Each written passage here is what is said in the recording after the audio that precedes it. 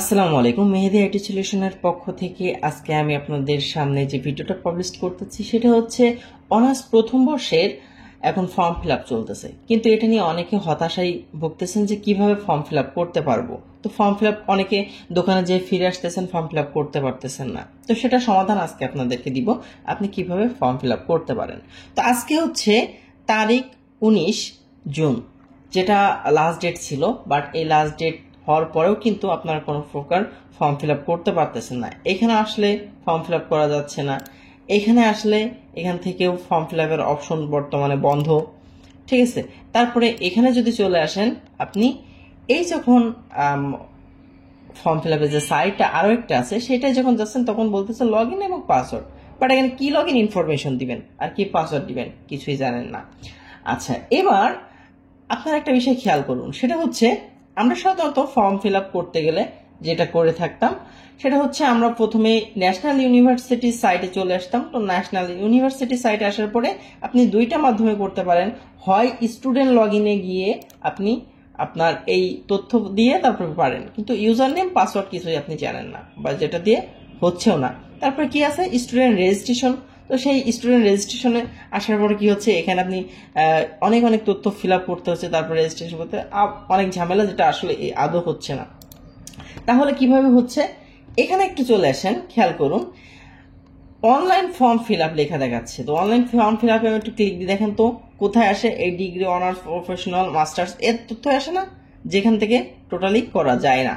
এখন টোটালি এই অপশনগুলো বন্ধ। তাহলে হবে কিভাবে, একটা বিষয় আপনারা খেয়াল রাখুন, যেটা হেজিটেশনে ভুগতেছেন, অলস টাইম নিউজটা ফলো করতে হবে। এখানে কি নিউজ আছে দেখেন, 2024 সালের বিএড অনার্স প্রথম বর্ষ সেমিস্টার পরীক্ষার ফর্ম পূরণের সময় বৃদ্ধি সংক্রান্ত নোটিশ। এটা একটু ক্লিক দিয়ে ডাউনলোড করে নিই। এখানে কি বলতেছে একটু দেখুন তো।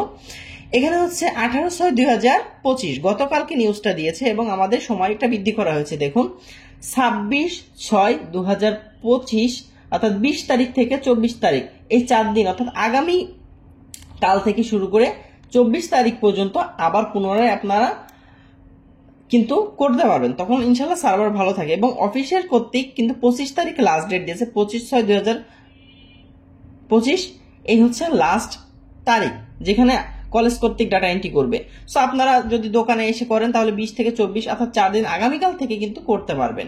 এখানে অনেকে বলতে পারে যে ভাই, যে তাহলে আমরা কি এখন করতে পারবো না? না, এখন সার্ভার টোটালি বন্ধ। সো এই ক্ষেত্রে আপনি যতই চেষ্টা করেন না কিন্তু আপনি কোথা থেকেও পারবেন না।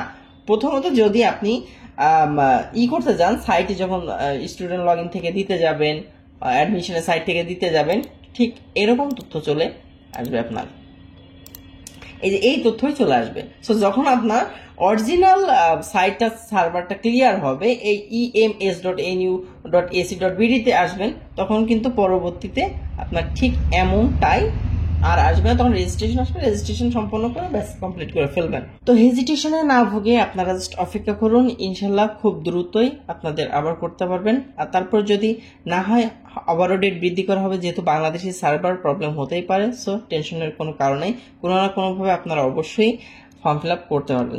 ধৈর্য ধরে অপেক্ষা করুন, আশা করি সামনে ইনফরমেশন আরও পেয়ে যাবেন। এবং ফর্ম ফিল আপ করতে হলে আপনাদের পূর্বের যে ইনফরমেশন ছিল সেই অনুসারেই চলবে এবং সেভাবেই হবে, নতুন কোনো সিস্টেম রানিং হবে না। তো পাশে থাকুন, অবশ্যই লাইক কমেন্ট শেয়ার করুন।